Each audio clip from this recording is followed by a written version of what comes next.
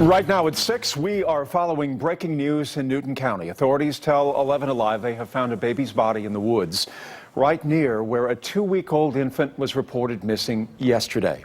11 Alive's Natisha Lance is at the scene in Covington, and Natisha, police are now looking for the father of that little girl.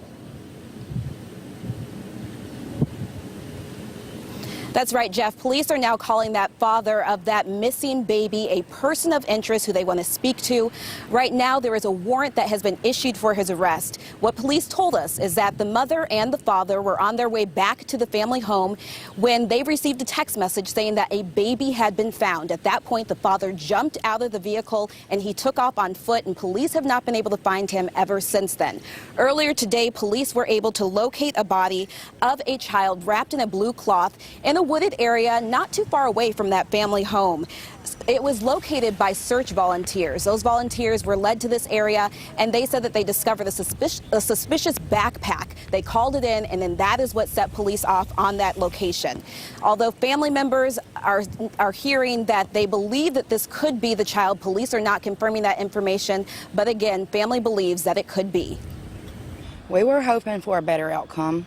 Anybody would.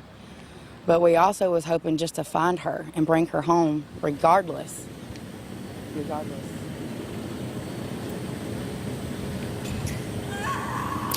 The mother of that missing child was taken into sheriff's custody. Right now, she is not being considered a person of interest. And to remind everybody, this baby Kalia, was reported missing yesterday morning. Police searched this area around the home. They are not saying whether or not they believe the body was placed there, or this body was placed there yesterday or sometime this morning.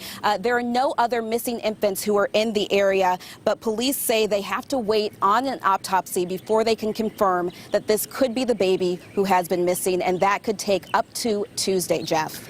Natisha, thank you. In Covington, we want to give you another look at Christopher McNabb. He is wanted on a probation violation, but the sheriff's office captain also calls him a person of interest in this case. If you have seen him, if you have any idea of his whereabouts, you're asked to call the Newton County Sheriff's Office immediately. As this story continues to develop throughout the evening, we will bring you the very latest on 11alive.com, plus much more on this case on the late feed after Sunday Night Football on NBC. Now, the latest on the tropical depression Nate as it makes its way through the southeast and into Georgia. All day long, we have experienced heavy rains here in metro Atlanta.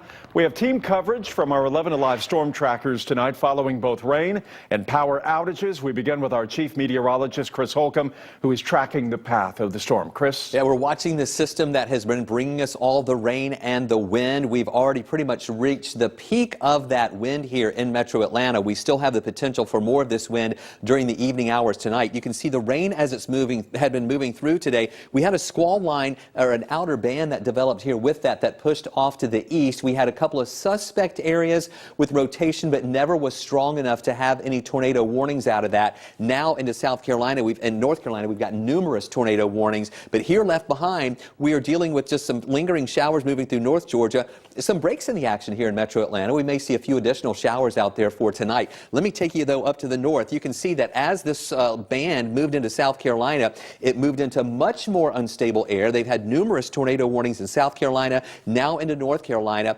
Tornado warnings that could have very easily been us. We lucked out, though, and did not get that in our area. Here is the center of circulation with what is left of Nate that's moved through Alabama, now into Tennessee. That'll continue moving to the north, and as it does that, we will see our conditions gradually improving as we go through the rest of the nighttime hours. Let's take a look at the big picture. Let me show you what we've got to watch for as we continue tonight. There is a flash flood watch in effect for areas north and west of Atlanta. These spots could still see additional rainfall, 1 to 5 inches to 3 inches total from this morning into when it's all over. Localized higher amounts. We've got to watch the flood-prone areas, and we also still have the wind threat to be watching as well. Wind still possible, 20 to 30 miles an hour, mainly in northwest Georgia. We could have some of those higher gusts. So hopefully you've already secured some of those loose items out there, and this could still bring some additional trees and power lines down. Let's go to Ron right now, who is in our 11 Alive Storm Tracker Thunder Truck. And Ron Jones, you have been watching this and traveling around today, surveying any damage, any power outages. Tell us what you've been finding. Well, here's the good news here, Chris. We are experiencing that break in the action that you were talking about. We're kind of pushing our way. We're roaming through Rome right now. Let me give you a bird's eye view, or at least outside the Thunder Truck, give you a better idea of what's taking place. This is the front of the Thunder Truck, and as you pointed out, we have been cruising through Floyd County. This is in the northwest part of Georgia.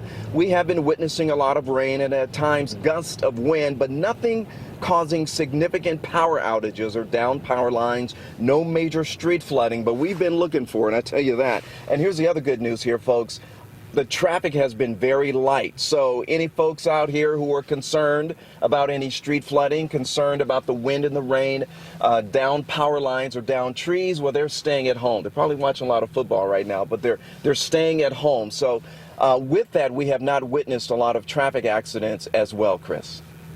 Okay, Ron Jones, thank you so much for that report. We have had reports of more than 7,000 people, though, in North Georgia without power. It's just kind of sporadically kind of mixed around parts of North Georgia. So Nate right now is a tropical depression with maximum sustained winds at 35 miles an hour, still moving quickly north-northeast at 23 miles an hour. The center of the storm is 75 miles south of Nashville, right here up in Tennessee. So watch the storm as it becomes a remnant low overnight tonight and then continues to move up to the north very quickly. Up into parts of New York, western parts of New York. So the storm will weaken as it moves up to the north. We still are on the right-hand side of that. We'll be dealing with just a few scattered showers around still tonight and some of those winds before it pulls out. And we're going to see those winds dying down tonight. And wind is not going to be an issue tomorrow, but we'll have some lingering rain tomorrow that we'll have to deal with. We're going to tell you more about that. Plus, meteorologist Samantha Moore will join me. She and I are going to tell you more specifics about how much more rain to expect and what areas will have more of that wind for the rest of the nighttime hours. We've got that coming up. Chris, thank you. See you in a few minutes. Nate's movement throughout our state also knocking out power. Thousands in the dark right now. Crews are working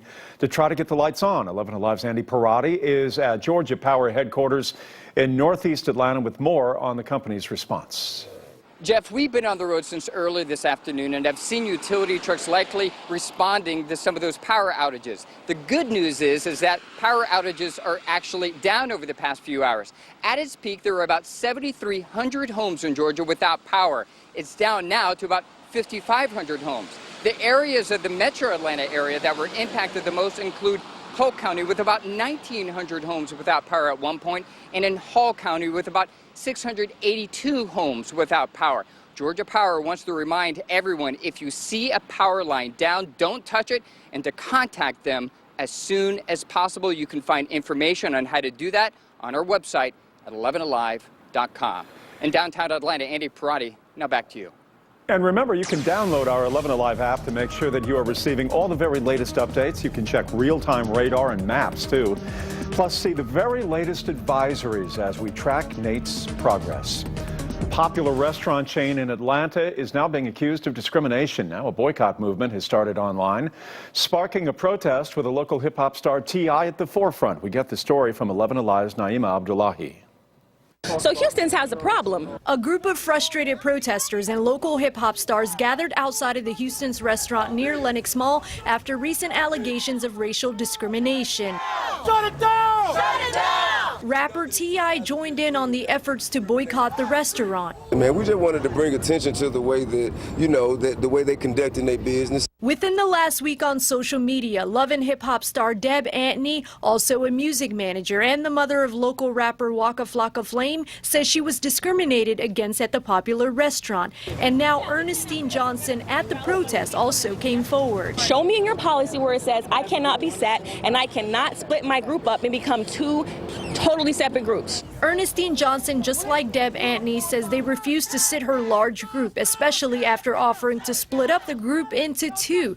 The restaurant released a statement saying, quote, "We have employed a diverse, hardworking staff serving Atlanta's similarly diverse clientele for many years," end quote. They go on to explain, quote, "Our Houstons in Atlanta recently instituted a policy whereby large parties of 7 or more will not be split into separate groups at different tables, which means that larger groups may not be able to dine with us at certain times," end quote. The social media campaign is urging customers to boycott all the Houston's restaurants. The protesters took to the streets explaining their perspectives to anyone willing to listen. because this is the kind of activity that we would not accept in our community as a culture. Naima Abdullahi, 11 Alive News. Coming up next, we go back to the 11 Alive Thunder Truck with Ron Jones to get the very latest conditions west of Atlanta as the rain and wind continues around our state.